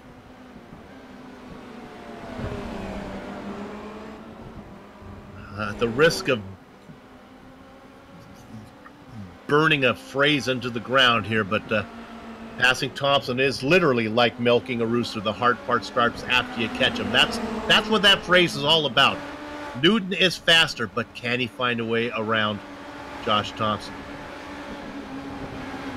Let's continue to stay on this as Ladd and Walker, a little bit side-by-side action.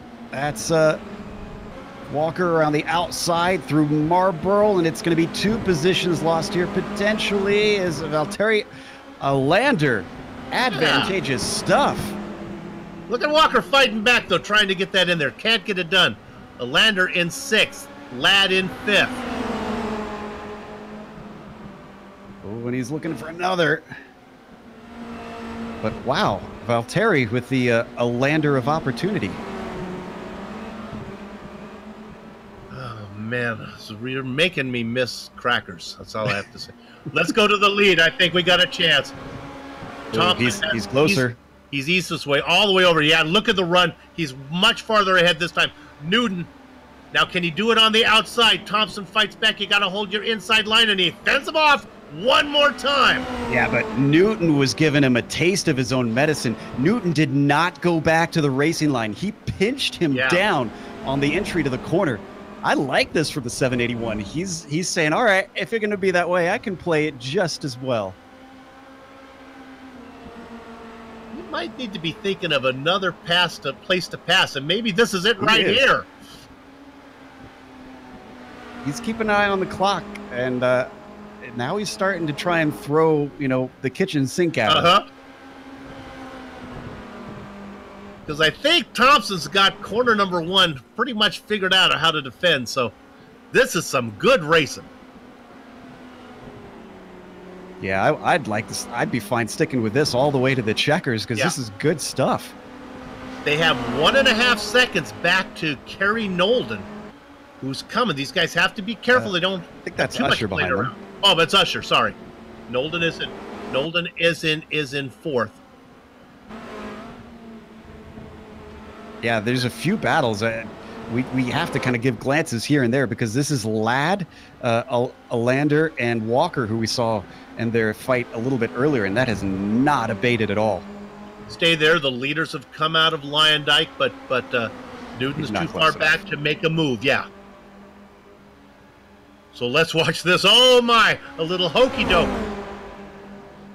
Way down to the inside. Ladd gets it right up to the pit wall. Whoa! Trying it on the outside. Oh, they can't. Ladd spins. No, that's a lander that spins. Oh, after that great drive, I think he's going to be able to continue on, but probably not without some serious damage. Got to wonder about Ladd as well, if he took anything out of that.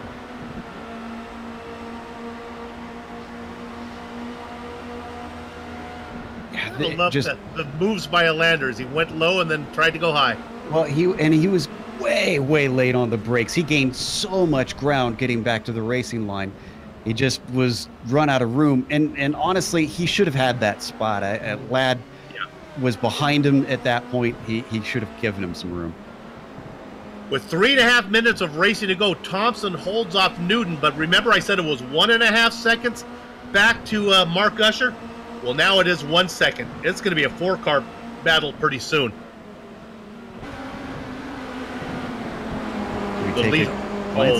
We got to go to the leaders, though. Yeah, because Newton's in really good position.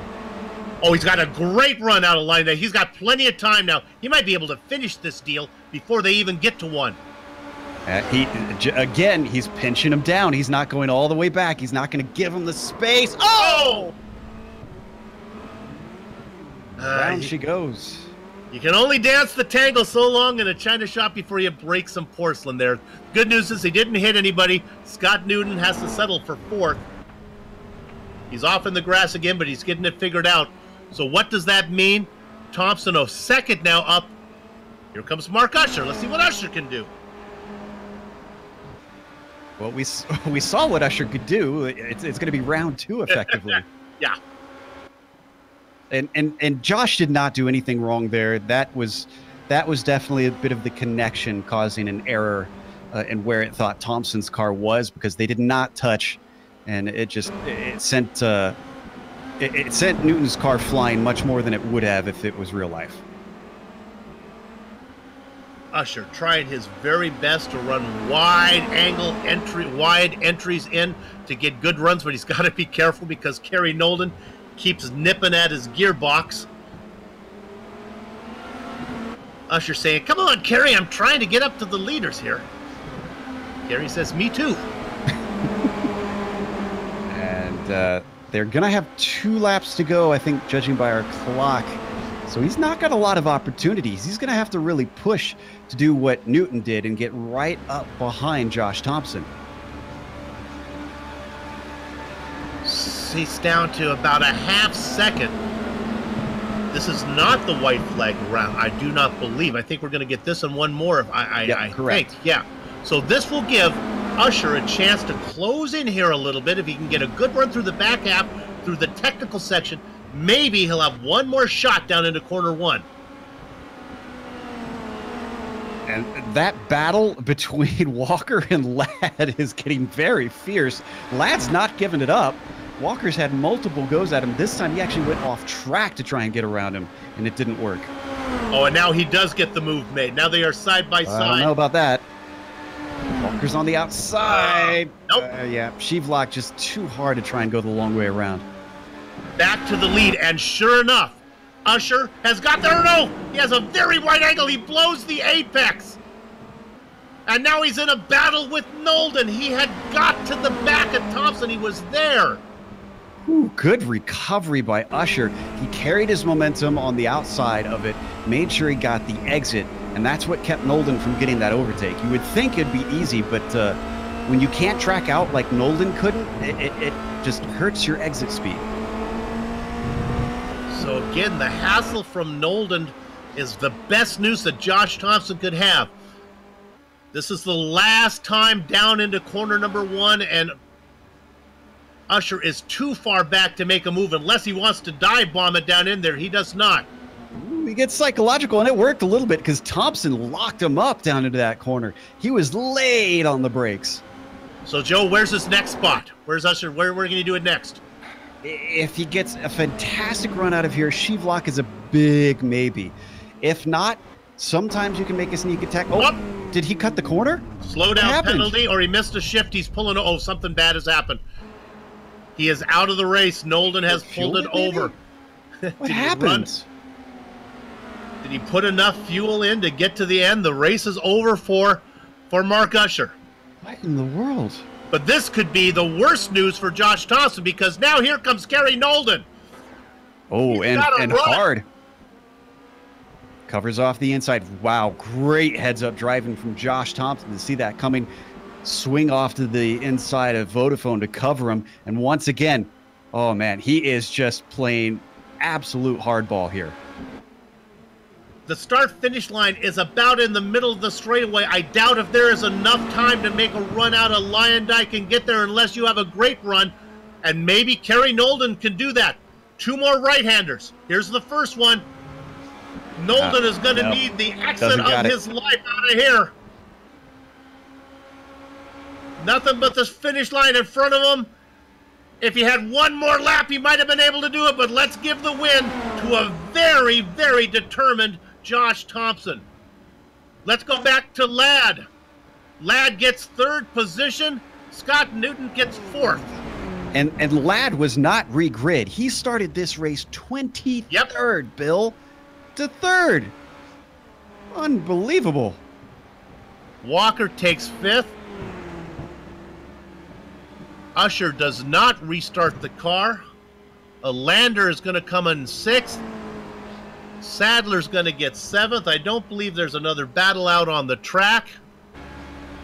He managed to limit the damage to 8th place. So where did this pass with Ladd happen?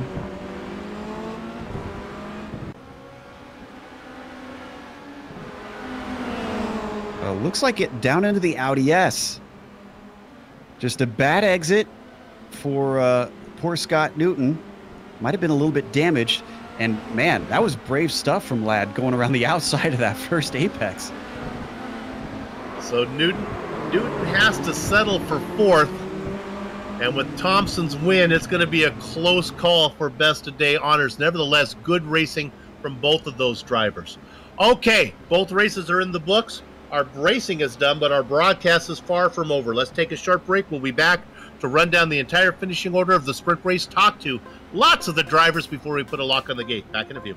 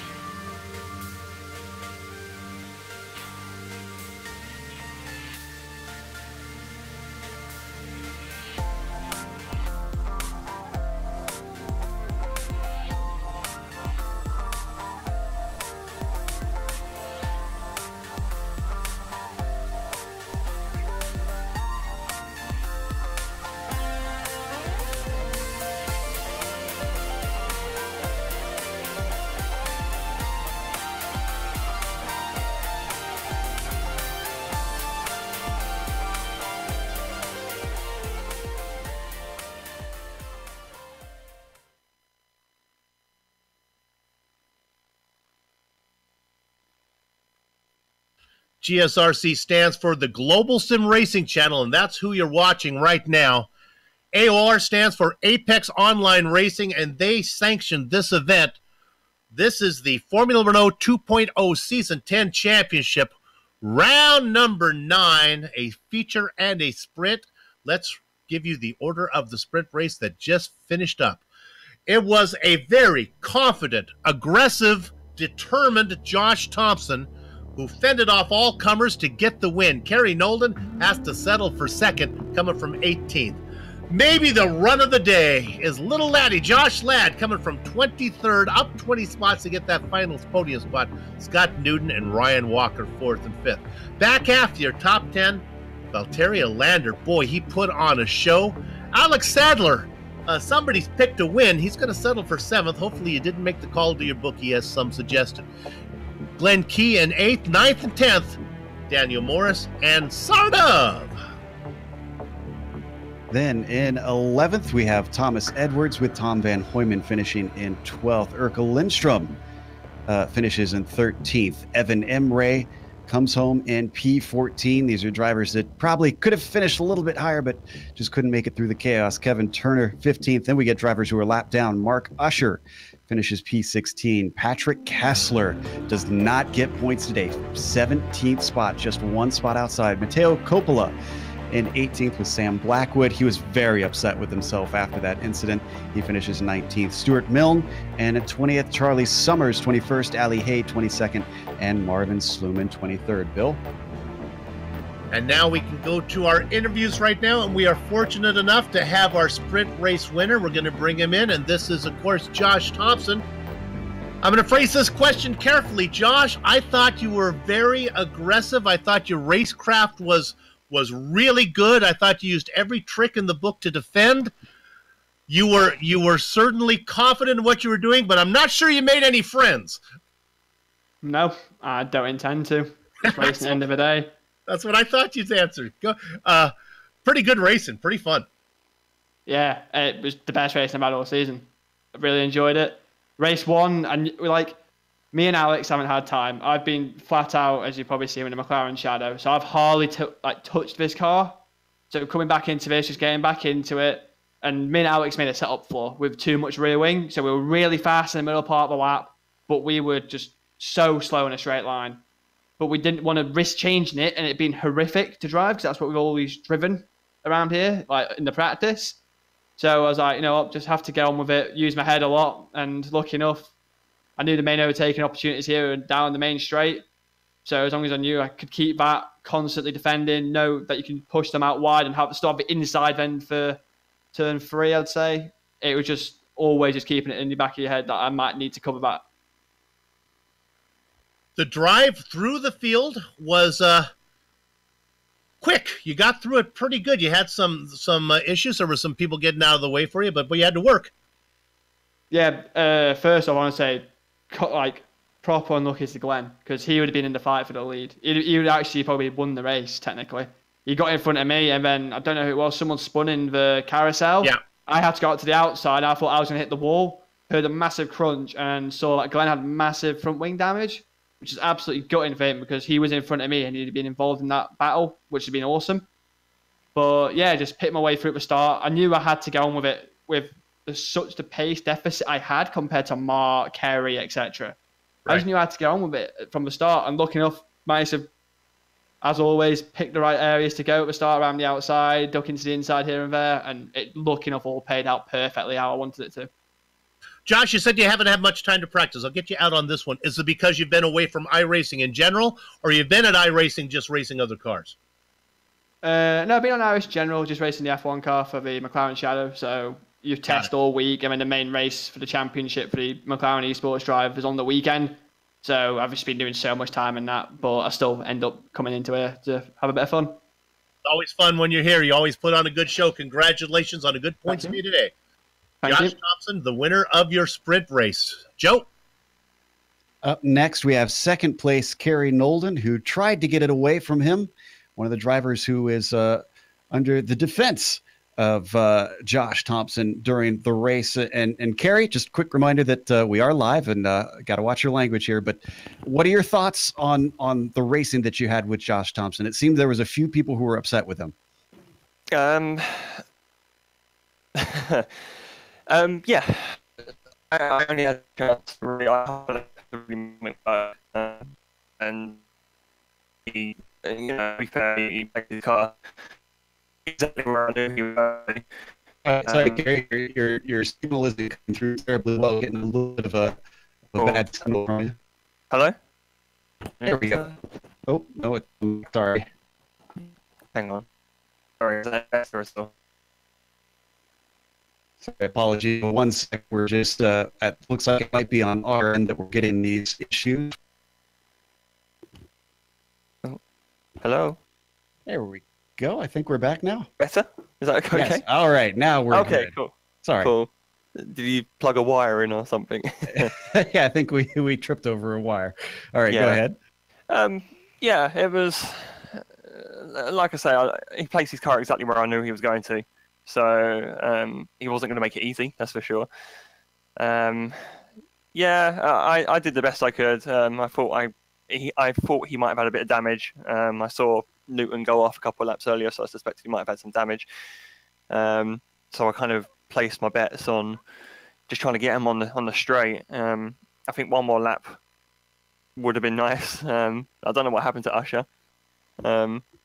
But yeah, I was backwards, I think, on turn 3 on lap 1. So I think I should be quite pleased really with second, and to finish both races as well is a bonus. Yeah, obviously being a former champion in this series and seeing how it's a little bit close this season, does that give you hope in future seasons, since this one's closer to the end, that maybe you could take number 2? I hope so. I just need to finish the races. Qualifying pace has been, consistent, top 6 at least. And even the front row today was quite good, even though if we did miss a few big names today. The pace is generally there in terms of, we're about half a second off at worst at times. So it's not really, the end of the it's not going to win races, but we were able to pick up a lot of pieces today, especially in the sprint. I'm sure the more time we put in, the faster we can go, and the results will come from there. But I think first of all, I just got to finish races. I'm so far off of my teammate Phil Reed in the championship, and that's just down to just not finishing. So yeah, it was good. I came in today with just a goal, just finish both races. Almost didn't in the sprint, to be fair, but yeah, I'm glad we got through. Before we let you go, you talked about picking up the pieces. That brings me to mentioning Bathurst. And which side of the fence do you sit on? Love or hate that track? Not in a single seater. It just doesn't. But in saying that, I've won a race here in this series, so a couple of seasons back. So yeah, it just needs to come together really. I think weather kind of plays a part in that as well. So if it's colder conditions, it might suit me a bit better. But yeah, it's not really a racing circuit for these cars anyway. It does much like the Nordschleife, but it creates entertainment, I guess. So can't complain. This is true. I think we'll be glad to be up in the booth and not out on track. Well, congratulations on a second in the sprint race, and we'll talk to you next week. Cheers. Thanks. Kerry Nolden, second place finisher. Bill, I believe you've talked or caught up with our 5th place finisher. Absolutely. He gridded 7th, finished 13th, I believe, in the feature race. And of course, we're talking about Ryan Walker. Ryan, you put on a great show when you were battling Valtteri Alander and also Josh Ladd. Boy, that was fun for a few laps. Yeah, that was good fun, but at the same time, I was tense. But yeah, as soon as they both got by me, I kind of just, excuse me, just to hang back a little bit, just in case both of them got caught up. And yeah, exit of turn 1, both of them got caught up with each other, and Valtteri, unfortunately, ended up hitting the wall and getting damaged. So yeah, I was quite glad just to hang back and pick up any places I could get. And Yeah, it was a good battle with Joss as well towards the end, but on the other hand, I felt his defending was a bit too aggressive, and uh, especially in the home straight, on one of the laps, he moved to defend and then ended up moving again. So yeah, that was it's a bit of a no-no in my book. But overall, I enjoyed this evening and got points in both finishes, so can't complain with that. Yeah, we've done a lot of these sprint races to know that starting in 7th is really no man's land. You got drivers in front of you that you're faster, and then and there's 6 of them, and then you got the whole field of guys that are going to be a little bit faster behind you. That's a rough spot to start. How did your early laps go? Yeah, the early laps were okay. I mean, the early laps, I just decided just to try and get by as many cars as possible without taking any risks, and I managed to do that. But I think I can't remember who it was. Someone hit me up the rear into the chicane. I believe it was Thomas Edwards who apologised to me. So yeah, thanks to him for apologising, which I appreciate. Yeah, but in the end, I still managed to finish in P5, so it wasn't too bad. I thought you put on a great show. Congratulations, you're coming along. Season's almost over, and we'll look forward to seeing you next round. Good job. Thanks, Bill. Ryan Walker put on a good show here today. Joe, you got one more quick one. Yep, Tom Van Hooyman joining us, and he finished this race in 12th position, so a little bit in the mid-pack. But, boy, you were in the thick of it for a bit of the race there, Tom. What was it like from your perspective dealing with cars all around you? Yeah, the first few laps were really hectic for me because I overtook some guys at the first stage, but first stage, the faster car was coming, like Charlie, Alex, guys like that. And point is, in the sprint race, I was behind Sarah because I avoided some wrecks. So I was behind her, and I don't know what happened, but she was taking in the short line on the inside, and we just nearly it was like minor, maybe some net code, I don't know, but it just sent her into a spin on the right, and it was very weird because I didn't got any incident points for that. I just get the incident points after Charlie took me out. So yeah, that was apologies for that, but yeah, still finished in P12, I believe, or something, P13. But yeah, for me, the main point of this evening was my future racing. I mean, 9th place in the future race, my best result ever for a future race, and like to finish both races in the points, that's good for me. So I'm confident, and yeah, of course, it's my home Grand Prix, so the Netherlands. So that's always nice to have at your home Grand Prix. So I was just waving at some fans with VR. So yeah, I was. Oh, go ahead. Yeah, it was really nice to be good for this time and be up the front and battling with the fast guys. I would like guys around me. I was really consistent, like nearly every lap in the 32. So yeah, I'm really confident. And for next week, I believe it's Bathurst.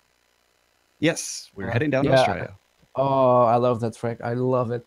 I don't know if I'm going to be fast, but I can be confident there and consistent, and I can keep it out the wall because. Well, you answered 12 hours. Yeah. If you do 12 hours multiple times, you can keep it out of the wall. Had some practice.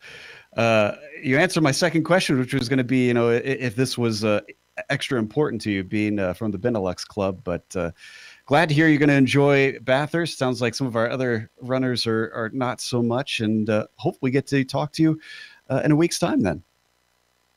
For taking me. No problem. That was Tom Van Hooyman, 12th place finisher. Bill, I think that's going to close it up for today, though. Let's go ahead and thank the people that make this possible. Let's start with the guys at Apex Online Racing for organizing the Formula Renault 2.0 League, and to all the members who support its broadcast. We hope you enjoy what we do here at GSRC. Click your heels 3 times, say Beetlejuice, and all the companies, equipment, and software that you see on the screen right now. Well, that'll help this broadcast get to you. I don't know how it works, but we get it there. The original music that lets your ears alert your eyes that you're watching a GSRC production, that's courtesy of Eric Ekholm and June Lalonde. See the screen to how to contact each of them. Joseph?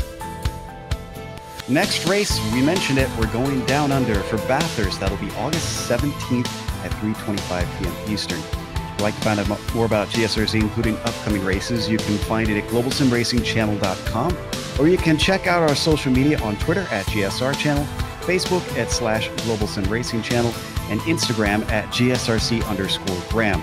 Don't forget to head on over to our YouTube page and hit that big red subscribe button as well so that you don't miss a moment here on the Global Sim Racing Channel. Finally, on behalf of the owner of that dulcet tone voice that you just heard, Joe Peak, and our director, Sean Crackers Ambrose, our content artist, Dougie Beard, I'd like to thank all of you for watching. With that said, we're off to have fun storming the castle. So until next time, race clean, race hard, and we'll see you on the track.